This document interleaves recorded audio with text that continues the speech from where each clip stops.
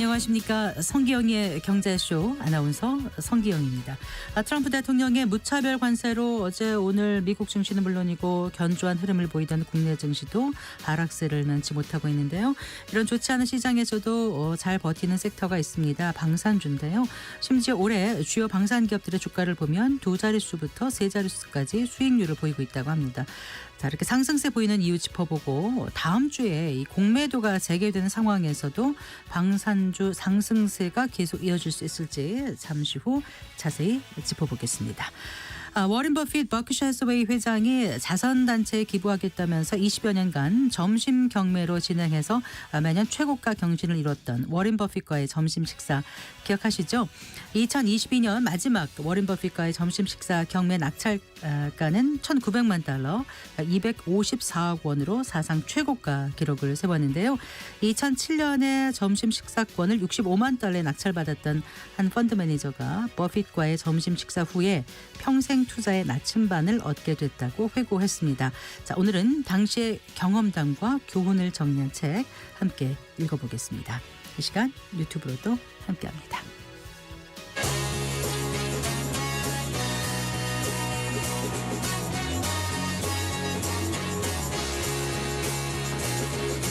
경제 시야를 넓혀드립니다. 투자의 지름길을 안내합니다. 돈 되는 정보를 발견하는 시간. KBS 1라디오 경제쇼. 먼저 오늘의 주요 경제뉴스 정리해드리겠습니다. 경제뉴스 브리핑 손석우 경제평론가와 함께합니다. 어서 나오십시오. 안녕하세요. 안녕하세요.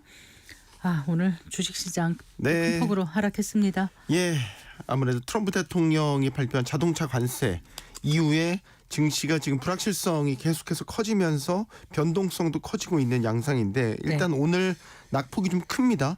코스피가요 1.89% 하락했습니다. 50% 가까이 떨어져서 단번에 지금 2,600선은 물론이고 2,550선까지 지금 밀려났고요. 코스닥은 1.94% 하락했습니다. 13포인트 떨어지면서 역시 700선 아래로 내려갔죠. 내려갔습니다. 698.76으로 마감됐습니다. 네. 오늘은 장 초반부터 외국인과 기관이 주식을 좀 매도를 하면서 장중에도 계속 낙폭을 키우는 모습이었고 유가증권 시장에서는 특히 외국인의 매도폭이 컸는데 외국인이 6,400억 원 이렇게 오늘 유가증권 시장에서만 매도하는 모습을 보였습니다. 뭐 시가총액 상위주 다 파란불 켰습니다. 오늘의 낙폭 다시 말씀드리지만 트럼프발 관세 리스크가 다시 고조됐기 때문으로 봐야 되고요. 전날 25%의 자동차 관세를 발표를 하면서 일단 관세 불확실성이 커졌고 관세로 인한 무역 전쟁에 대한 두려움, 이에 따른 또 경제 불확실성까지 확대되면서 투심이 급격하게 흔들리는 모습이었습니다. 다음 주 4월 2일 우리 시간으로는 다음 주 목요일이에요. 이게 4월 2일 예고돼 있는 상호관세 발표. 이때가 아마 트럼프 관세 전쟁의 정점이 될 것 같은데 이때까지는 아무래도 관세 불확실성에 따른 변동성이 큰 장세가 이어지지 않을까 이렇게 예상됩니다. 특히 그 자동차 기업들의 주가가 오늘 좋지 않았죠? 뭐 어제부터 아주 된설이 맞았습니다. 그러네요. GM 미국 완성차 업체죠. GM 포드 주가도 마찬가지로 트럼프 대통령이 자동차 관세 발표하기 전후로 해서 주가가 다 급락했고요. GM이 특히 좀 주가 낙폭이 큰데 이틀 동안 10%나 급락하는 모습을 보였습니다. 그리고 또 이번 관세의 직접적인 대상이 되는 곳이 이제 우리나라와 일본의 완성차 업체들. 역시 주가 폭락했습니다. 오늘 현대차 같은 경우는 뭐 3%대 하락했고요. 기아도 마찬가지로 2%대 큰 폭의 하락세 나타냈고 일본 같은 경우는 이제 도요타와 혼다 주가가 많이 빠졌어요. 그래서 이 네 개사가 관세 발표가 난 후에 하루 동안만 주가 폭락으로 시가총액이 165억 달러, 24조 원이 사라지는 결과를 손에 들게 됐습니다. 4월 2일에 상호관세 발표니까 그때까지 조금 좀 시장이 계속해서 변동성은 커질 수 있겠고요. 이게 변동성은 위아래로 다 예상을 하셔야 되는 게 이러다가 또 트럼프가 마치 상호관세에 대한 유연한 뭐 이런 발언들을 하면 또 거기에 호응할 수 있겠지만 그 자체로 불확실성이 해소됐다고는 보기 어렵고 자동차 주가의 하락은 하나만 더 덧붙이자면 단순히 미국이 관세를 물려서 미국에서의 실적 악화 때문에 주가가 떨어진다 이렇게 보는 건 아니에요. 왜냐하면 자동차 산업이란 것 자체가 산업 유발 효과가 되게 큰 산업이잖아요. 외형도 있지만 내형 이 안에 보면 엔진부터 정말 수천 개의 부품이 들어가는 네. 뭐 기관 산업과도 같은 건데 미국 안으로 이렇게 자동차의 주요 핵심 생산 기지들이 다 옮겨가야 되는 상황이라면 네. 한국이나 일본 같은 경우는 이 안에의 자동차 생산이 줄어들게 되면 연간 산업들이 다 무너지게 되고 이른바 공동화 현상 같은 것들이 걱정이 되고 있거든요. 그렇기 때문에 자동차 자체의 경쟁력 저하 이 부분까지도 지금 주가에 반영돼 있는 것이다 이런 분석 나오고 있습니다. 네. 자, 그 이재용 삼성전자 회장이 중국 시진핑 주석과 네. 회동했죠. 네, 예. 지금 이재용 회장이 삼성 그 중국 그 일정을 되게 길게 가 있어요. 중국 안에서 되게 광폭 행보 지금 보이고 있거든요. 지금 중국 시진핑 주석이 오늘 오전에 주최한 글로벌 기업 CEO들과 면담 자리가 있었는데 이제 이재용 회장도 이 자리에 참석을 해서 여러 CEO들과 함께 시진핑 주석을 면담을 한 거고요. 네. 이날 이제 면담에 좀 세계 이목이 집중된 거는 미국 트럼프 행정부가 지금 관세 폭탄을 전 세계를 향해서 지금 전쟁을 벌이고 있지 않습니까? 이런 가운데 중국은 지금 외국 기업들과 관계를 좀 우호적으로 만들려고 노력을 되게 많이 하고 있거든요. 최근에 네네. 이와 관련해서 법도 되게 많이 바꿨고 이번 면담도 외국 기업들과의 어떤 그 우호 관계를 통해서 투자 유치라든지 이 외국 기업들에게 친화적인 메시지를 보이려는 시 주석의 의지가 담긴 이런 면담 자리다라는 분석이 나옵니다. 삼성전자의 행보도 주목되는 거는 지금 삼성전자는 스마트폰 같은 경우는 뭐 이제 중국 내에서 입지를 많이 잃어버리긴 했지만 여전히 중국 안에서 반도체 공장 가동하고 있지 않습니까? 특히 이제 낸드 플래시 공장을 가동을 하고 있고 네. TV나 가전, 디스플레이 같은 분야에서는 여전히 중국 내에서도 탄탄한 입지를 구축하고 있기 때문에 이번 방중 기간 또 눈에 띄는 거는 샤오미라든지 이런 중국 기업들과의 협력을 모색하는 그런 행보를 보이고 있거든요. 네. 그렇기 때문에 이번 면담을 계기로 중국 기업들과 더 활발한 협력, 더 나아가서는 중국 내에 신규 사업에 투자에 나설지 이런 부분들도 되게 주목되고 있는 상황입니다. 네. 다음 이번 달부터인가요? 이달 말부터인가요? 네, 말부터입니다. 전세 보증료가 대폭 인상된다면서요? 네, 지금 그 전세 보증료 이게 이제 주택도시보증공사 허그에서 운영하는 전세 보증금 반환 보증에 가입하는 분들이 네. 내는 거잖아요. 이제 최근에 뭐 깡통 전세 아니면 전세 사기 이런 것들이 잇따라 발생하면서 이 전세 보증금 반환 보증에 가입하시는 임차인들이 되게 많으신데 네. 이 보증료가 대폭 올라가는 겁니다. 31일부터 적용되는데 최대 37%까지 인상이 됩니다. 네. 그래서 이 허그가 발표한 37%요? 네, 최대. 네. 이 전세 보증료 체계 개편안을 보면 그 전세 보증료율이 기존에 그 밴드가 있습니다. 0.115% 이게 최저고요. 네. 상단이 이제 0.154%였거든요. 네. 보증금의 이 수준인 겁니다. 근데 이제 이게 0.097%에서 0.211% 이 범위로 변경이 됩니다. 그러면 요율에서 하단은 낮아졌어요. 네. 근데 이제 상단이 높아졌거든요. 예. 그러니까 이거는 보증사고 위험이 큰 전세 계약일수록 보증료율을 더 올려받겠다. 반대로 이제 위험이 낮으면 그만큼 내려받겠다. 인하하는 게 골자입니다. 그래서 이제 보증금이 높거나 혹은 전세가율이 높은 경우에는 이제 조금 위험한 계약으로 보고 이런 네. 분들의 임차인 그 부담은 좀 크게 늘어날 것으로 보입니다. 예. 실례로 든 게 있는데 예를 들어서 보증금이 5억 1천만 원인 다세대 주택에 거주한 임차인은 보증료가 기존에는 연간 78만 5,400원이었는데 네. 이 바뀐 체계를 적용하면 107만 6,100원으로 올라가게 되고요. 그렇군요. 반면에 이제 또 보증금이 9천만 원인 아파트의 경우 좀 극단적인 얘기는 한데요. 연간 보증료는 연 10만 3,500원에서 8만 7,300원으로 이건 또 오히려 줄어듭니다. 이렇게 올라가게 되는 거는 사고율이 높아서 그런가 보죠. 네, 맞습니다. 네. 이제 최근 몇 년 동안 전세 사기도 많이 벌어지면서 이 허그가 이 물어줘야 되는 부담해 줘야 되는 전세 보증금 사고율이 8%까지 지금 올라간 상황이고요. 네. 이번에 이제 체계 개편된 걸 적용을 하면 물론 그 보증 사고 위험도가 낮은 거는 이나 그 보증료율이 내려간다고는 하지만 실제로 이런 케이스는 거의 없을 것으로 보고 사실상 사고율이 올라간 데 따른 허구의 손실을 메우기 위해서 네. 이 올라가는 인상료가 올라가는 부분만 대부분이 아마 적용될 것으로 보입니다. 네. 그 흔히 이제 블루 칼라 이렇게 얘기하면 육체 노동을 중심으로 하는 근로자를 말하지 네. 않습니까? 이 블루 칼라에 대한 그 젊은 세대의 인식이 긍정적으로 바뀌었다는 네. 조사 결과가 나왔다면서요. 소개해 주세요. 흥미롭더라고요. 예. 이게 이제 G 세대, 네. 한국식 표현을 해다가 Z 세대. G라고 하겠습니다. 10대와 이제 20대까지를 이제 G 세대라고 하는데 이 우리 노동시장 개념으로 따지면 딱 막 사회 초년생에 진입하는 네. 이제 연령대잖아요. 채용 플랫폼 캐치가 이 G 세대 구직자 1,603명을 대상으로 이제 이런 질문을 던진 겁니다. 연봉 7천만 원에 교대 근무를 하는 블루 컬러를 선택하겠냐? 네. 아니면 연봉 3천만 원에 야근이 없는 화이트 컬러를 선택하겠냐? 7천만 원에 교대 근무하는 블루 칼라가 나온 거 아니에요? 근데 이제 교대 근무라고 하면 이건 야근도 다 포함되는 거겠죠. 그래도 아이 네. 근데 이제 사실 저는 G세대인가요? 이제 우리 진행자께서는 이제 당연히 블루 컬러를 액수가 선택하신다. 너무 차이가 나서요. 예. 이게 근데 요즘에는 이 블루 칼라 직종이 조금 이제 그 3D 업종이라고 해서 네. 기피하는 현상도 많이 나타났었잖아요. 그런데 이제 G 세대는 어떻게 생각할까? 네. 이 질문을 던져봤더니 58%가 나는 블루 칼라를 선택하겠다. 그래서 과반을 넘긴 겁니다.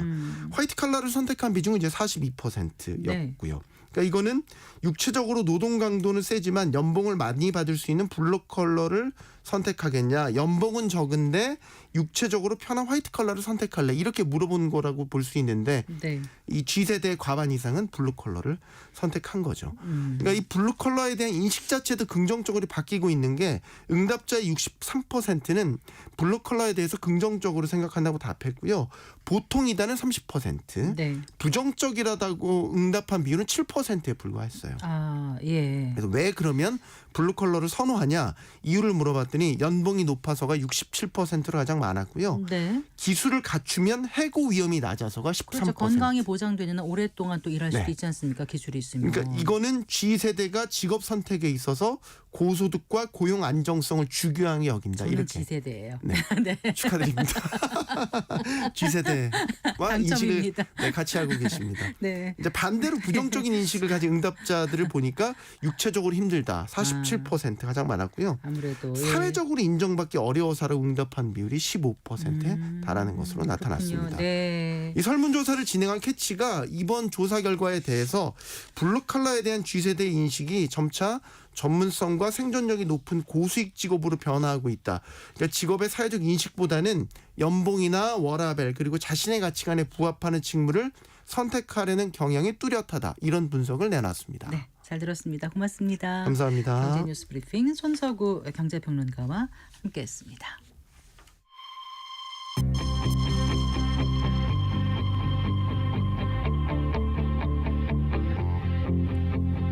경제 전문가의 원포인트 레슨. 꼭 알아야 할 정보와 이슈를 알기 쉽게 풀어드립니다. 대한민국 경제 고수와 함께 투자의 맥을 짚는 KBS 일라디오 경제쇼. 진행의 성기영 아나운서입니다.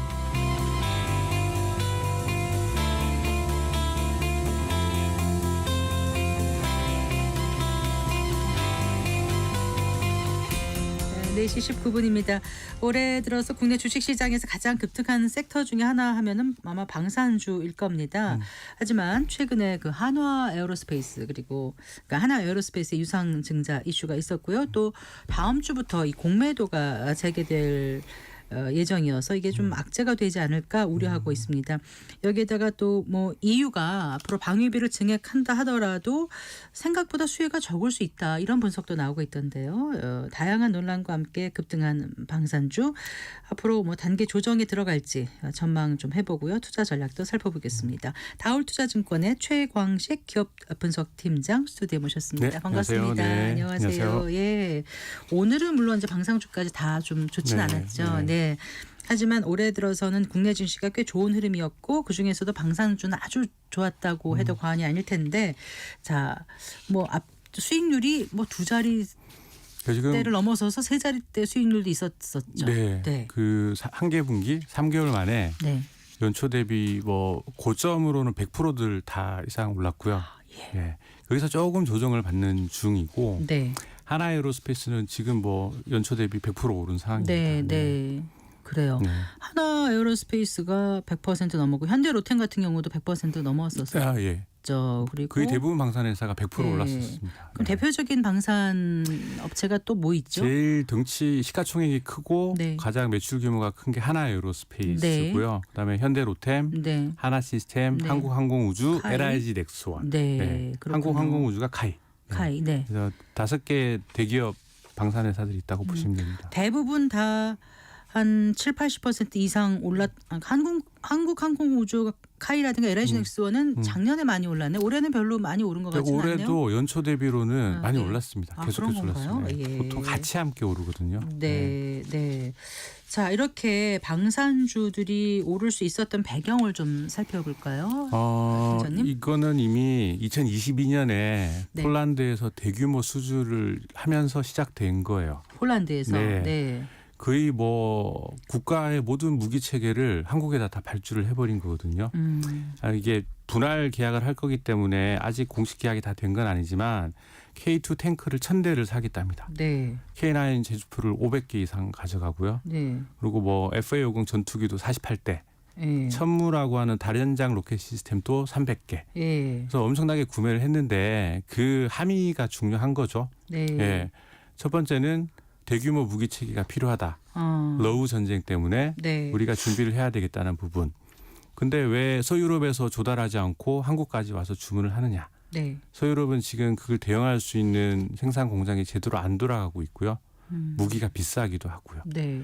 그래서 이 폴란드 사건 전후로도 해외에서 수주가 많았었어요. 네. 많이 늘어나기 시작했고 네. 그리고 우리가 주문받은 것들을 뭐 1년, 2년 안에 내보내는 게 아니잖아요. 그렇죠. 그래서 네. 장고에서 언제 만들지 스케줄이 쫙 정해져 있는데 모든 방산 회사들이 조금씩 차이는 있지만 2026년, 7년, 8년까지 네. 다. 실적이 성장할 겁니다. 그래서 계속 좋을 거고요. 예. 지금 말씀하신 유럽의 정책 변화 때문에 비슷한 수주들이 계속 동유럽, 중동 등등에서 기대가 되고 있는 상황인 거죠. 한마디로 네. 전망이 아주 좋긴 합니다. 그런데 왜 폴란드에서는 이렇게 대규모 수주에 나서야 하는 거죠? 러우 전쟁이 터졌습니다. 네. 뭐 누가 잘못했든 한번 쳐들어왔는데 우크라이나가 미국이 도와주지 않았다면은 그대로 전쟁에서 질 수밖에 없는 상황인 거죠. 네, 물론 전쟁이 되게 장기화되고 있긴 하지만 폴란드는 그 다음에 이제 러시아랑 접경해 있는 국가거든요. 네. 2차 세계대전 때 침공을 당한 적도 있고요. 그래서 이거를 미리 준비해야 되겠다. 그래서 오래된 무기 체계들을 군을 현대화하는 프로젝트를 조금 빨리 실행했다라고 네. 보시면 돼요. 네. 군의 현대화. 예. 그런데 지금 러우 휴전 협상이 진행되고 있지 않습니까? 네. 뭐 물론 다시 공습이 시작됐다는 그런 안타까운 네. 소식도 전해지고 있지만 트럼프 대통령이 또 가자지구 전쟁에도 또 휴전에 네. 발벗고 나서고 있는데 그러면 러우 휴전 협상이 돼서 이제 전쟁이 없다라고 하면은 폴란드는 마음이 좀 덜 급한 건가요? 아니면 그냥 계획대로 밀고 나가야 되는 건가요? 계획대로 밀고 나가야죠. 그렇죠. 1번 레슨즈 런드가 있죠. 네. 우리가 이런 일을 옆에서 봤는데 교훈이 있는 네, 거죠. 전쟁이 끝났다고 해서 다음에는 이런 일이 없을 거다라고 할 수 없는 거고요. 예. 그리고 종전이라고도 볼 수 있지만 사실 패전에 가깝잖아요. 그렇죠. 그렇죠. 네. 그래서 차후에 또 비슷한 일이 벌어질 수 있으니 전쟁을 억제하려면 네. 강한 군부대를 마련해야지 오히려 전쟁을 억제할 수 있는 거거든요. 네. 그래서 폴란드가 가장 먼저 가장 큰 규모로 투자를 시작한 거고 인근 루마니아에도 우리 하나 에어로스페이스가 K9을 이미 네. 계약을 했습니다. 네. 더 살려고 하고 있고요. 예. 옆에 슬로바키아와도 얘기하고 있고 북유럽의 많은 국가들이 K9을 이미 사갔는데 네. 자주 자주포입니다. 네, 자주포. 저기 멀리 30-40km를 포로 정확히 타격할 수 있는 무기체인데 네. K9은 뭐 세계 시장에서 우리가 마켓시어 절반이 넘습니다. 아주 잘 만들었고 네. 예, 좋은 무기 체계예요. 네. 네. 그런 것들에 대한 구매 의사가 계속 늘어나고 있는 중입니다. 그런데다가 이제 그 도널드 트럼프 미국 대통령이 유럽 안보는 유럽 스스로 책임져라 이제 이렇게 얘기하는 네. 상황에서 그 유럽을 배제하고 미국과 러시아가 지금 우크라이나 그 전쟁 그 종전 협상까지 개시하다 보니까 아무래도 이제 유럽으로서는 안보 자각론 이런 게 더 생길 그렇죠. 수밖에 없을 것 같죠. 네. 예. 뭐 여러 뉴스 보도들이 있지만 뭐 나토에 대해서도 네. 유럽 국가 트럼프는 그런 기조잖아요. 우리나라 돈을 왜 이렇게 유럽에 전 세계 우리가 왜 세계 경찰이야 이런 기조잖아요. 그래서 나토라는 데서 탈퇴하겠다라는 협박까지 사실은 되게 어려운 과정이고 법적으로 하지만 그래서 유럽 국가들 나토 회원국들 GDP의 2% 이상 네. 또는 너네들의 국방비 부담을 늘려야지라고 네. 계속 압박을 하고 있고 그래서 유럽 전체의 정책이 변하고 있습니다. 그렇죠. 예, 그래서 GDP에서 뭐 2%가 3%, 네. 4%인가가 5% 국방비 정액을 하고 있고 네, 영국도 그렇고 네. 뭐 독일도 전에 없는 네. 국방비 증강에 나섰죠. 그렇죠. 네. 그러면은 그 국방비 정액만큼 무기 체계를 구매를 해야 되겠죠. 그래서 이게 유럽 국가들의 디펜스 업체들 아주 훌륭한 업체들이 있지만 네. 여태 시장이 역성장 중이었기 때문에 크게 투자도 안 하고 네. 그렇게 있었던 거거든요. 거기서도 다시 공장을 돌리고 신제품 개발이 있을 것이고 네. 그 사이에 이미 잘하고 있는 빨리 많이 만들어줄 수 있는 한국의 무기 체계에 대한 빨리 그리고 좀 경쟁 여기 여러 가지로 비해서 있죠. 좀 싸고. 네. 네. 근데 싸다라는 부분을 너무 강조하시면 안 되는 거예요. 아 예. 안 좋아서 싼 건 아니고요. 네. 우리가 워낙 주적 북한이 옆에 있기 때문에 네. 많이 만들다 보니 네. 대량 생산 체계를 이미 갖추고 있기 때문에 생산 원가가 낮은 겁니다. 네. 예. 보통 무기 체계가 유럽의 비슷한 무기 체계의 그 절반 정도 수준이라고 보시면 돼요. 그렇군요. 납기도 잘 맞춘다면서요. 납기는 너무 놀라죠. 주문했는데 바로 도착하고. 아, 네, 네. 그런데 EU 방위비 상황이 어느 정도 온 거예요? 나토에서 네. 뭐 미국의 군사력이 뭐 70% 그리고 나토 전체 국방비를 대는 것에서 미국이 22%, 네. 트럼프는 일단 16% 정도로 줄이겠다라고 하고 예. 그러면 한 15% 되는 독일은 올려야 되는 거고 네. 각 국가들이 나토가 부담하는 부분이 늘어나는 건 거죠. 그리고 미국이 군사력을 좀 빼게 되면은 그만큼 뭐 탱크든 전투기든 모든 걸 다 채워야 되잖아요. 네. 예. 그래서 그런 부분들이 숫자는 모든 정책이 정해진 건 아니에요. 근데 방향성이 유럽의 자체 투자가 늘어나는 쪽으로 변하고 있습니다. 네. 그래서 이렇게 유럽이 이제 재무장한다는 표현을 네. 하더라고요. 리암. 유럽 네. 리암. 네. 유럽 재무장인 추진이 될 경우에 자 그렇다면 이게 언뜻 생각하면 우리 방산 기업에 상당히 호재일 것 같지 않습니까? 네. 네. 구체적으로 방산의 어떤 부분에 호재가 되는 건가요? 이미 뭐 베스트셀러, 스테디셀러 제품들이 있죠. 네. 아까 얘기 드린 K9. 그리고 아마 로준정 때 하이마르스라고 들어보셨을 거예요. 네, 미국이 네. 우크라이나에 제공해준 무기가 200, 300km의 적 기지를 정확히 타격해서 적의 무기들을 뒤로 물러나게끔 만드는. 그건 뭐 미사일이에요? 네, 미사일 발사대예요. 네, 이동식. 발사대. 그거에 준하는 우리 천무. 천무. 네, 되게 네. 인기가 많고요.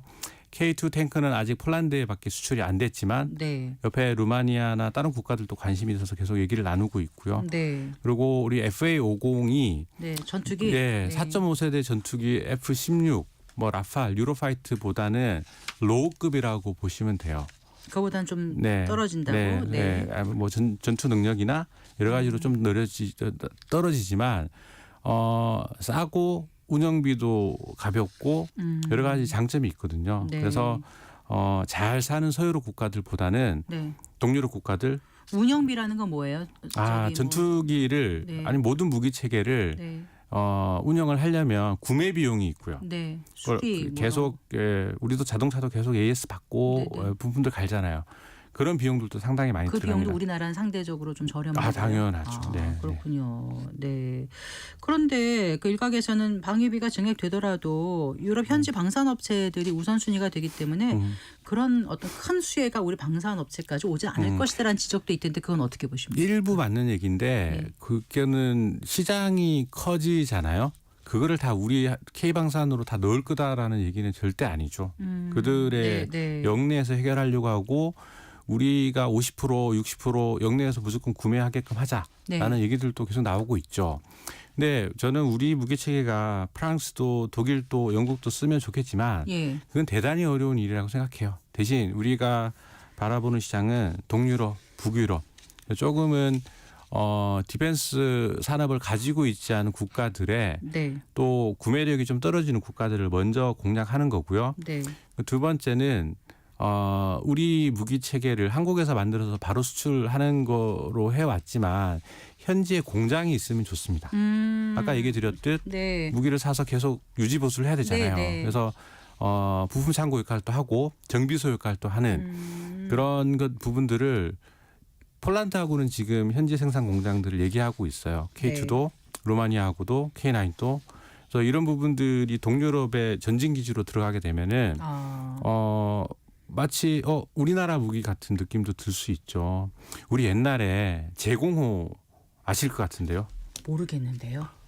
F5를 미국 무기이고 우리는 그냥 가지고 왔는데 우리가 조립 생산했다고 대한민국 전투기라고 저는 국민학교 때 배웠거든요.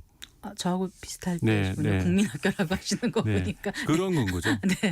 모든 부품을 한국에서 갖고 한국에 설계한 무기 체계지만 현재 생산 공장에서 조립을 하게 되고 인근 국가에 팔고 인근 국가에 AS를 해주게 되면은 거기에도 부가가치가 떨어지는 거고요. 그리고 상당 부분 이거는 우리가 참여하고 있는 무기 체계야. 라고 캠페인도 같이 하게 되는 건 거죠. 그래요. 어쨌든 우리가 그 아까 방산업체가 가질 수 있는 경쟁력이 몇 가지 있다고 하셨는데 그중에서 좀 특별히 뛰어난 기술력은 어떤 거예요? 기술력은 우리가 국방 산업이 발전을 시작한 게 1970년부터입니다. 국방과학연구소가 창설이 되고 여러 우리가 수입해 오던 무기 체계들 국산화 사업들을 꾸준히 진행했어요. 너무너무 어려운 길이었던 게 조선 자동차, 철강, 정유화학처럼 기술을 배울 수 있고 기술을 로얄티를 주고 빌려 쓸 수 있는 그런 부분들이 일반 산업에서는 되게 쉬운 건데 디펜스는 엄청 민감한 그 무기 체계들이기 때문에 기술 이전이 되게 제한적이었습니다. 그래서 되게 노력해서 되게 오랜 시간에서 해외 무기 체계들을 국산으로 바꿔가면서 어느 임계치를 돌파하면서부터 상당히 매력적인 무기들이 우리가 운영하고 해외에 팔리고 그러기 시작한 겁니다. 막. 그래서 우리가 해외의 품질의 벤치마크잖아요. 똑같이 만들어야지 또는 더 좋게 만들어야지라는 부분들을 달성하면서 좋은 무기들을 가지게 된 거예요. 품질. 두 번째는 아까 얘기 드린 생산 능력, 대규모 대응. 세 번째는 대규모로 만들다 보니까 가격도 싼 거죠. 경쟁력이 생길 수밖에 없다. 그래서 이제 많은 분들이 이미 방산주에 주목하고 투자해서 성과를 누리신 분들도 있으실 테고 뒤늦게 이제 방산주 투자를 하는 것이 어떤가라고 생각하시는 분도 계실 텐데 이런 가운데 지난 21일이었나요? 그 하나 에어로스페이스가 이게 어마어마한 유상증자 규모를 발표를 했지 않습니까? 3조가 넘었어요. 이게 아마 거의 최대 규모 아닌가 싶긴 한데. 최대 규모라고 하더라고요. 그래서 유상증자를 한 이유도 그렇고 투자자들의 실망과 또 분노도 꽤 컸거든요. 어떻게 지켜보셨습니까? 유상증자라는 건 사실은 자기가 어디 투자하고 싶은 때 자기 재원이 있으면 그걸로 하는 게 최고죠. 그리고 또는 은행에서 차입을 해서 할 수도 있고 더구나 하나에어로스페이스는 수출 물량들 때문에 이익을 많이 내고 있어요. 그러니까요. 그래서 충분히 내부 체력으로 했었으면 가장 좋았겠죠.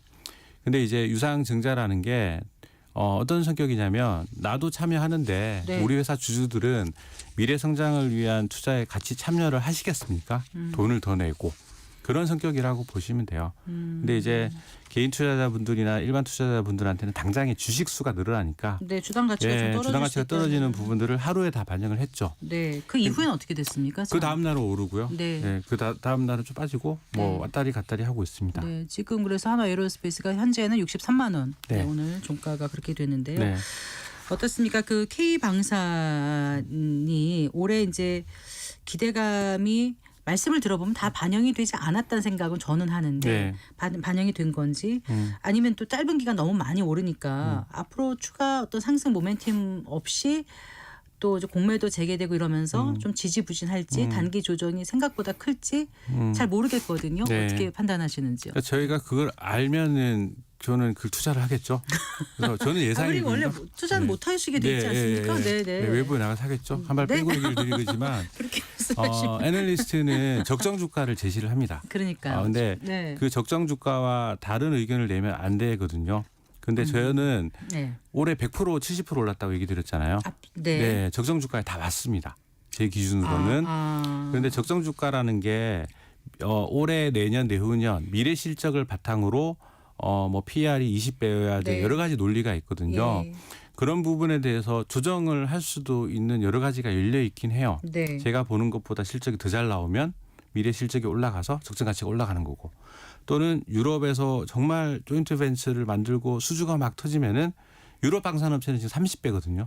그 우리는 몇 배예요? 20배 뭐 안팎 정도고요. 우리는 카이는 한 30배 되지 않아요? 한국은 저는 포워드 3년에서 앞으로 예, 3년 하는 거고, 카이는 네. 30입니다. 네. 잘 알고 계시네. 네. 그래서 회사별로 이유에 따라서 멀티플을 조정할 수도 있는 거고요. 분명한 건 단기에 너무 많이 올라서 이미 조금 조정받고 있잖아요. 예. 그래서 뭐 공매도도 다가오고 있고, 단기는 되게 불확실성과 변동성이 큰데 지금 벌어지고 있는 일들, 유럽의 군비 투자 증가, 네. 뭐 중동, 남미 이야기도 있고 여러 가지들 때문에 전망이 너무 좋긴 해요. 그래서 여기서 우리가 얼마나 뭘 받아오느냐, 또 공장이 더 열심히 돌아가다 보면 생각보다 이게 더 날 수도 있죠. 이런 부분들을 확인해 가면서 네. 계속 그 방위 산업의 적정 가치는 올라갈 가능성은 꽤 길게는 높다라고 생각하고 있습니다. 공매도가 재개되면 밸류에이션 부담이 좀 높다라고 생각되는 방산주 같은 경우는 네. 좀 변동성이 커질 수 있다라고. 근데 공매도에 대해서 일반 투자자분들이 좀 오해하시는 게 있는데요. 어떻게요? 지금 매도가 있을 때 막 밑으로 팔 수는 없어요. 네. 위에다가 걸어두는 거고 못 올라가게 막아주는 역할을 하는 거고요. 네. 그만큼 주가가 너무 변동성이 심한 걸 좀 막아주는 그런 순효과도 있습니다. 그리고 공매도를 잘못하게 되면 오히려 더 투자하시는 분들은 훨씬 더 어려워요. 그래서 정말 나빠 보이는 것들만 공매도를 좀 접근하는 걸로 저는 느끼거든요. 주변 네. 우리 그런데 이게 고객님들한테. 나빠 보이는 건 아니니까. 업황이 펀더멘탈이 너무 좋으니까 네. 쉽게 방산업종은 주가가 빠질 거라고 생각은 안 할 것 같습니다. 네. 네. 그래요. 방산주 투자할 때 그럼 어떤 이벤트 이런 걸 좀 보고 들어가는 시점이라든가 빠지는 시점을 좀 계산하는 것도 단기적으로는 도움이 되지 않겠습니까? 그런데 방산의 이벤트라는 게 실적과 수주잖아요. 그렇죠. 제가 일전에 나와서 조선은 수주들 얘기도 많이 드렸지만 네네. 조선은 이미 좀 외신 뉴스도 많이 나오고 중간중간에서 확인이 되는데 방산의 해외 계약은 엄청난 비밀입니다. 그렇더라고요. 그래서 네. 뭐 대통령이 나가서 뭐 계약을 할 거라고 했다가도 발표도 안 나오고 있다가 몇 개월이나 지나서 네. 발표가 되고 하니까 네, 맞습니다. 그게 네. 좀 국가 보안 상황이기도 하고 또 전쟁과 관련되는 거니까 그렇죠. 그게 무슨 호재인 것처럼 막 발표하기도 좀 조심스러운 네. 면이 있는 것 같더라고요. 우리가 해외 계약을 맺고도 네. 대외 공표를 안 한 사업들도 그렇죠. 있어요. 네. 네. 그래서 저는 방산업체들이 무슨 얘기를 나누고 있는지는 외신을 통해서 보지만 네. 이게 언제 될지 안 될지는 모릅니다.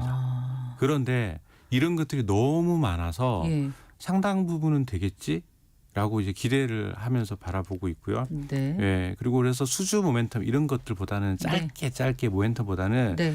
길게 정말 할 일이 많구나.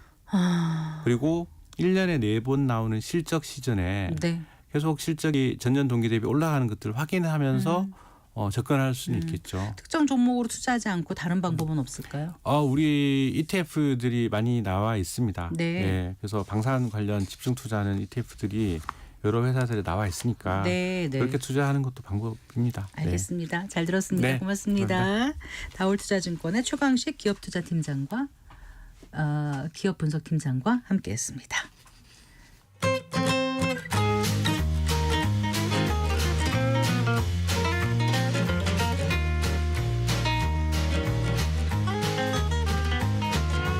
경제 맛집 투자 핫플. 지금은 돈 벌기 딱 좋은 시간. KBS 1라디오 경제쇼.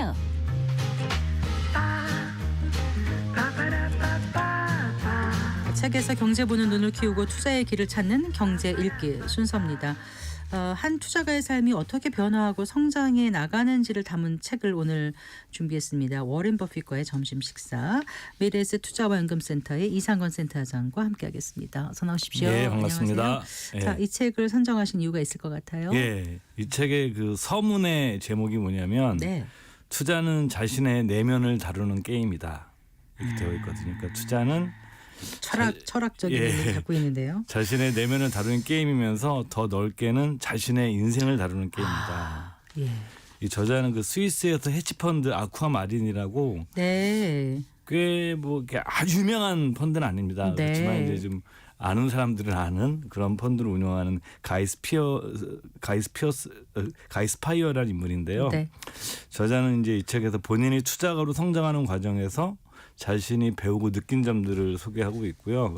그렇기 때문에 이 책은 뭐 한 투자자의 성장기이자 인생관을 다룬 책이라고 할 수가 있고, 근데 이제 책 제목이 워렌 버핏과의 점심 식사니까 버핏과 점심 먹으면서 뭔 얘기를 했는지 그걸 적은 책이라고 생각할 수 있는데 그런 내용 극히 일부에 불과해요. 그러니까 버핏을 만나서 그 굉장히 중요한 자기가 영감을 얻고 네. 버핏의 통찰력에 많은 가르침을 받았지만 네. 사실 이 책은 그런 책이 아니라 자기 자신이 어떻게 이 투자와 인생에서 변화를 해나가는지를 다룬 책이라고 할 수가 있고요. 네. 제가 이제 이 책을 여러분들에게 소개해드리려는 이유는 많은 분들이 투자 그러면 많이 생각하는 게 지금 내일 오를 종목, 뭐 투자 대상, 뭐 아파트면 어디 사야 돼 이런 식으로 투자 대상만을 고민하시잖아요.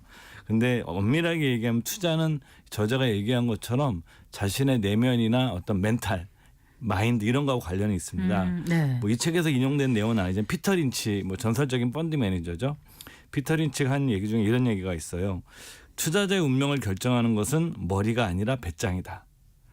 뭐 그것을 내면으로 표현을 하든 멘탈로 표현하든 배짱으로 표현하든 네. 모두 자기 자신의 생각이나 마인드와 관련된 거예요. 그래서 네. 여러분들께서 이 책을 통해서 그럼 한번 그 자기의 내면이나 마인드를 투자라는 관점에서 한번 살펴보셨으면 하는 마음에서 네. 이 책을 좀 소개해드리고 저도 꽤 된 책인데 다시 읽으면서 굉장히 재밌게 읽었습니다. 네, 2015년에 번역돼서 예. 우리나라에 소개가 된 거로 알고 있는데 이 가이스파이어가 실제로 워렌 버핏과의 그 점심 식사 그 경매에 낙찰을 받긴 했었던 거죠. 그렇죠. 네. 그 모니시 파브라이라는 인도계 네. 유명한 미국 투자가가 있는데 네, 네. 두 사람이 공동으로 입찰해가지고 예. 같이 식사를 했죠. 아, 자기 엄청 가족들과 함께 비싼 돈을 내고 비싼 돈을 세계에서 내고. 가장 비싼 점심이니까요. 네, 그게. 그렇죠. 예. 네. 그래서 책에서 어떤 내용을 소개하고 있는지 하나씩 좀 짚어볼까요? 이게- 좋은 인생, 좋은 투자가가 되기 위해서 예. 훌륭한 롤 모델을 가져야 한다라고 책에 있다면서요? 예. 아마 이 책을 표현하는 단 하나의 단어를 고르라고 그런다면 저는 롤 모델이라는 단어를 모델. 딱 뽑겠어요. 아, 네. 이 사람이 자기 경험을 통해서 얘기를 하는데 이 사람의 얘기입니다. 이건 물론 이제 교육학자분들이나 다른 분들이 보시면 다르게 생각할 수 있는데 네. 이 사람은 투자가로서 인간이 어떻게 학습해 나가는가를 한번 자기가 고민해 봤더니 한 3가지 정도가 중요했다고 얘기를 해요. 첫 번째 학교 교육을 어떻게 볼 것이냐. 네. 두 번째로는 자신의 영웅을 롤 모델로 삼는 것이 얼마나 중요한 것이냐. 그다음에 세 번째로는 사람들은 자기의 능력이나 지성, 지력을 가지고 환경을 바꿀 수 있다고 생각하지만 그렇지 않다. 환경이 훨씬 더 중요하다.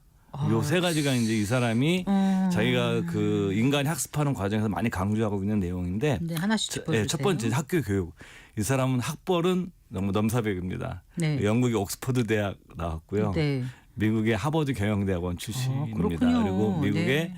투자은행 출신이에요. 시작은. 근데 이 사람이 얘가 그런 거죠. 2008년, 2009년도에 미국에서 금융위기가 났는데 그 금융위기를 초래한 인물들은 누구냐. 다 나와 같은 사람들. 명문대에 네, 네. 좋은 엘리트들이 다 사고를 쳤다. 예. 그러면서 이런 표현을 써요. 사실 나 같은 교육을 받은 사람들은 그러니까 학교에서 고상한 교육을 받고 좋은 회사를 다니면서 그렇게 하는 사람들은 그 포뮬러 1 스포츠 경기에 네네. 포뮬러 1에 출전하는 페라리 같은 사람들이다. 아하. 근데 세상에서 필요한 건 네. 삶의 체험 현장에서 필요한 것은 그 삶이라는 것은 다양한 환경이 있기 때문에 어떤 환경에서도 잘 굴러갈 수 있는 지프 같은 것이 거친 더 자갈길 그쵸. 뭐 이런 데도 갈 수 그러니까 있는데 페라리 같은 존재가 아니라 지프 같은 지프. 존재가 더 중요하다. 그래서 저자는 학교 교육이 자신의 경험이나 자기 동료들을 봤을 때 투자나 네. 더 나은 인생을 위한다라는 그런 것은 보장할 수 없는 것이다. 이건 많은 분들한테 위로가 될 것 예. 같아요. 네. 두 번째로는 네. 자신의 영웅을 롤모델로 삼는 것이 중요한데 이것은 자기들이 롤모델로 삼고 있는 워렌 버핏의 방식이었어요. 네, 네. 버핏에게는 두 명의 영웅이 있었거든요. 벤자민 그레이엄이라는 자기 스승, 네. 그다음에 자기 아버지. 음. 그 두 명의 영웅이 있었고 또 저자가 이제 자기가 그 회사를 그만두게 돼요. 금융위기 때. 그러면서 이 사람이 토니 로빈스라는 유명한 성공학 강사가 있습니다. 뭐 미국에서 아마 가장 몸값이 비싼 성공학 강사인데 네. 우리나라도 이제 그런 성공학 강의하시는 분들 있잖아요. 근데 우리나라는 계시죠. 이렇게 시장이 그렇게 크지 않죠. 미국 엄청나게 큰데 이 사람 강연을 들었는데 그 사람의 얘기도 워렌 버핏과 되게 일치했다. 어떤 얘기냐면 자신의 영웅을 모델로 삼는 과정이 굉장히 꼭 필요한데 네. 그래서 핵심은 네. 단순하게 모델로만 삼는 것이 아니라 그 영웅을 최대한 정확하고 상세하게 묘사해야 된다. 그러니까 내가 원하는 닮고 싶은 모델을 정해놓고 예. 그 사람의 면면 하나씩 해서 예. 그거 비슷하게 닮으려고 노력해 가는 과정에서 예. 자기가 성공할 수 있다 그쵸. 이런 건가 봐요. 그러니까 이 사람이 나중에 뭐냐면 출근 시간도 버핏의 모델을 따라요. 그 버핏은 이제 아침에 5분에서 7분 정도 거리에. 운전해서 갈 수 있는 거리인데 그래서 그러니까 이 사람이 자기 스승 삼고 있는 인물이 인도계 투자가는 모니시 파브라에 대화하면서 우리는 한 10분에서 12분 정도의 집과 사무실이 거리에. 있어야 된다. 그래서 실제 그런 곳으로 사무실을 해요. 이렇게 디테일하게 자기 하나하나 따라하는군요. 네, 하나하나 해서 그걸 이제 복제. 그러니까 우리는 모방이라고 표현하는데 네. 이 책의 저자는 그걸 복제라고 표현을 하죠. 네, 이렇게 표현을 쓰고 아까 말씀드린 것처럼 환경의 중요성을 굉장히 강조를 하고 있고 흔히 사람들은 자신의 환경을 바꿀 수 있다고 생각하는데 현실은 그렇지 않다. 그래서 네. 환경을 조심스럽게 선택하는 것이 중요하다. 그래서 자기가 스위스로 간 이유는 탐욕스러운 미국 월가의 여러 가지 주식 정보라든가 어떤 논의라든가 이런 노이즈가 많은 이런 그쵸 네. 이런 소음으로부터 워렌 버핏이 미국 오마하에서. 중서부의 오마하에서 소음과 차단한 상태로 있는 것처럼 그래서 스위스 이주를 결정을 합니다. 근데 원래 워런 버핏은 오마하에서 태어나서 오마하에 예. 사는 건데 이분은 뉴욕에서 이제 거꾸로 네, 바뀌면 그러니까 이제 옥스퍼드니까 자기가 여행을 많이 다녔었는데 네. 스위스가 좋았고 자기 아내도 좋아했고 네. 또 제가 스포츠도 좋아하니까 네. 스위스 같은 데서는 자연과 더불어 하실 스포츠가 많아서 거기서 투자를 하는군요. 거기서 이제 하게 되는 거죠. 네, 그래 스위스에서 헤지 펀드를 운영한다는 거죠. 예, 아쿠아마린. 맞습니다. 근데 그 일단 이 저자에게 스승은 그럼 어떤 인물인 거예요? 그러니까 스승이 사실은 뭐 그 투자 공부를 시작하는 분들은 다 위대한 투자가들부터 시작하는데 이 사람이 또 얘기하는 것 중에 하나는 가까이 직접 만날 수 있는 스승이 굉장히 중요하다. 그러니까 자기한테는 그 인도계 투자가인 모니시 파브라이라고 굉장히 유명한 사람입니다. 이 사람은 네. 이 사람 책은 그 단도 투자라고 국내 번역이 돼서 나와 있고 이 책을 꽤 좋아하시는 분들이 많아요. 투자? 네. 예. 이게 이제 인도에서 그 뭐 쓰는 표현을 저자가 이제 붙인 건데 그게 딱 칼자로 얘기하는 거 아니에요? 짧은 칼. 예, 그거 네. 얘기하는 거 아닙니다. 아니에요. 예. 네. 그래서 이제 이 모니시 파브라이가 투자와 인생에서 가장 중요하게 생각하는 개념이 뭐냐면은 복제예요, 복제. 복제. 예. 그래서 뭐 이제 그럼 복제를 할 때 어떻게 하느냐 예를 들면 그런 거죠. 모니시 파브라이도 헤지펀드를 운영하는 사람이에요. 우리도 네, 얘기하면 네. 사모펀드를 운영하는 사람인데 그럼 거기서 사모펀드 수수료를 받거든요. 그러니까 미국의 일반적인 사모펀드는 선취 수수료라고 그래가지고 한 1.5에서 2를 받고요. 많게는 네. 2.5도 받습니다. 네. 그다음에 일정 수익률이 넘어가면 발생한 수익의 15 내지 20%를 받아요. 근데 워렌 버핏도 초창기에 사모펀드를 운영했었어요. 투자 조합인데. 근데 버핏은 수익이 나지 않으면 수수료를 안 받았습니다. 그러니까 네. 수익이 6% 넘었을 때만 예. 그 넘는 것에 대해서만 자기가 수익을 가져갔기 때문에 네. 자기들도 버핏과 마찬가지로 수익이 안 났을 때는 네. 수수료를 안 받겠다는 거예요. 아. 뭐 이런 식의 들을 벤치마킹했고 또 아까 말씀드린 것처럼 버핏의 일하는 방식, 버핏이 그 월가의 소음으로부터 벗어나 있지 않습니까? 월스트리트에 자기도 마찬가지로 그런 소음으로부터 차단하여 스위스를 선택했고 또 하나 재밌게 얘기하는 것은 무엇이 옳은가 못지않게 자신에게 무엇이 맞는지를 아는 게 더 중요하다. 공감되는데요. 자기한테 맞아야 된다. 네, 그러니까 네. 자기는 투자를 할 때 네. 최고의 수익률을 올리려고 그러지 않는다. 그리고 엄청나게 많은 돈을 벌려고 그러지 않는다. 네. 자기가 할 수 있는 범위 내에서 충분한 정도의 노력을 한다라는 거죠. 그러니까 예. 버핏이 자기의 방식에 맞게끔 일을 하는 것처럼 나도 나만의 방식을 찾아서 투자도 하고 네. 살아가는 방식을 하는데 뭐 예를 들면 또 버핏을 복제하는 것 중에 하나가 이 저자가 얘기하는데 버핏이 회의를 많이 하지 않아요. 자기도 회의 많이 하지 않는다고 네. 뭐 이런 사례도 나옵니다. 네, 그래요. 이 워렌 버핏과의 점심 식사의 부제가 가치 투자자로 거듭나다입니다. 예. 아까 그 단도 투자도 결국 가치 투자와 비슷하다고 저는 이해하고 있었는데, 예, 맞습니다. 예. 어쨌든 이 안에도 많은 투자가들이 얘기하는 부채 위험성을 경고하는 그런 목소리가 예. 담겨져 있을 것 같아요. 요건 이제 밥을 같이 먹으면서 그 모니시 파브라이가 버핏의 절친이었던 린 게릴이라는 인물이 있습니다. 린 게릴. 예, 굉장히 뛰어난 투자가였습니다. 이 사람이. 네.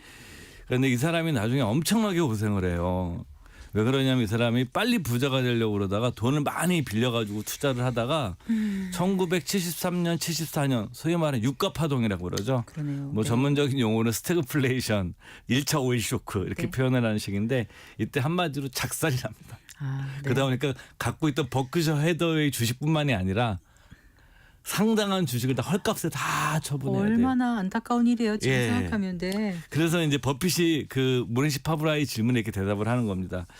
그 내가 옆에서 린게린 내 친구가 그 천부적인 투자가가 엄청 고생하는 것을 보면서 느낀 게 있다. 네. 그러면서 이렇게 얘기를 했습니다. 그 찰리 멍거 네. 그 얼마 전에 작고한 버핏의 재작년에 파트너죠. 잡고 예, 있죠. 예. 네. 찰리 멍거와 나는 부자가 될 것으로 늘 생각했지만 서두르지는 않았습니다. 수익률이 시장 평균보다 뭐 S&P 500 같은 거죠. 평균보다 조금이라도 더 높고 버는 돈이 쓰는 돈보다 그 많고 네. 인내심을 발휘할 수 있으면 장기적으로 부자가 될 수밖에 없다는 거를 알았습니다. 이 얘기를 하는데 또 재미난 것 중에 하나는 버핏이 또 차익금으로 투자한 적이 있어요. 근데 이제 이렇게 링게린처럼 많이 안 한 거죠. 어쩌다 한번. 그 최근에 버핏이 일본 무역상사 주식을 사가지고 이게 화제가 됐고 굉장히 많이 올랐잖아요. 그래서 네. 한국에서도 버핏 따라 계시는 분들은 일본 무역상사 주식 사신 분들이 계신데 그 버핏이 일본은 완전 초저금리잖아요. 네. 그러니까 미국의 입장에서 보면 금리가 얼마나 낮겠어요. 그래서 버크셔 해더웨이가 세계에서 신용도가 가장 높은 그 회사지 않습니까? 그러니까 아주 낮은 금리로 발행해서 네. 그 일본의 엔화 채권을 발행해가지고 그러니까 일본 돈으로 그 회사 주식을 샀죠. 네. 그러니까 기가 막힌 아이디어죠 이런 것들은. 예. 예. 그러니까 이제 버핏을 만나서 느꼈던 이런 경험, 예. 평생 자기가 투자해오면서 느꼈던 가치관, 투자 방법 이런 거를 이제 예. 잘 담아놓고 있는 것 같은데 사실 뭐 전문가들도 그렇고요. 개인 투자자들도 나름대로 분석을 한다 하고 어떤 분석에 의존하고 한다 하더라도 사실 손해 보는 경우도 꽤 있지 않습니까? 그 이익 보는 경우가 오히려 많지 않다는 생각도 저도 오늘 같은 드는데. 날에 이제 주가 많이 빠지면 뭐 속수무책이죠. 저 같은 경우에도 네. 이제 오늘 좀 많이 빠졌잖아요. 네. 속이 쓰리죠. 그러니까 저자가 얘기하는 겁니다. 이게 뭐 전문가든 아마추어 투자자든 간에 손실이 난 종목에 대해서 합리적으로 생각하는 게 굉장히 쉽지 않다. 어렵죠. 이렇게 네. 많이 특히 많이 수익률이 하락하게 되면 후회, 자기 혐오, 두려움. 난 바보야 하고 머리를 치는 거죠. 그렇죠. 네. 이런 부정적인 심리가 생기기 때문에 사고력도 떨어진다. 네. 자기도 그렇다. 네. 그래서 이제 자기가 이거 고민하고 있을 때 자기의 스승인 모니시 파브라이의 원칙을 자기 또 베꼈다. 네. 모니시 파브라이는 어떻게 하냐면 그 주식을 살 때 주식을 사고 나서 주가가 하락을 하면 2년 동안 팔지 않는다는 원칙을 갖고 있는 거예요. 손실이 났으면 네. 그 종목도 무조건 2년간은 안 파는 거예요. 그럼 어떤 효과가 있냐면 2년 동안 내가 물려가지고 마음고생 안 할 종목을 찾겠죠. 그렇잖아요. 그리고요? 그리고요? 예. 왜냐하면 2년 동안 기다려야 되니까. 그러니까 두 번째는 이런 과정을 통하기 때문에 더 신중해질 것이고 사람 네. 자체가. 그리고 또 세 번째로는 뭐냐면 원칙이 있는 거죠. 내가 손실을 대하는 원칙이. 네. 무조건 그냥 시장 분위기 휩쓸리는 것이 아니라 네. 이런 원칙을 갖게 된 것이고, 그래서 저자가 이제 조언을 하는 것은 뭐냐면 주식을 사기 전에 주가가 곧바로 네. 사자마자 50%가 폭락한다고 한번 가정을 하고 안 사 그러면요. 주식을 사라 이렇게 얘기를 하고 있죠. 네, 그래요. 오늘 머린 버핏과의 점심 식사 읽어봤는데요. 어떤 느낌이셨는지 끝으로 한 말씀 더 해주신다면. 네. 저는 이제 이게 우리가 이제 어떤 것을 배울 때 가장 중요한 것은 네. 이 저자 얘기 그냥 읽어드리는 게 좋을 것 같아요. 네. 우리가 보다 나은 사람들을 지켜보고 그들의 행동을 복제하며 네. 이 기법이 왜 현명하고 효과적인지를 우리가 직접 체험하면서 배우는 것이 투자와 인생에서 가장 효과적인 교육법이다. 알겠습니다. 네. 잘 들었습니다. 네, 고맙습니다. 네, 미래세 투자와연금센터 이상건 센터장이었습니다. 마칠 시간입니다. 성기영의 경제쇼 오늘 순서 여기까지고요. 저는 다음 주 월요일 오후 4시 5분에 여러분 다시 찾아뵙겠습니다. 고맙습니다.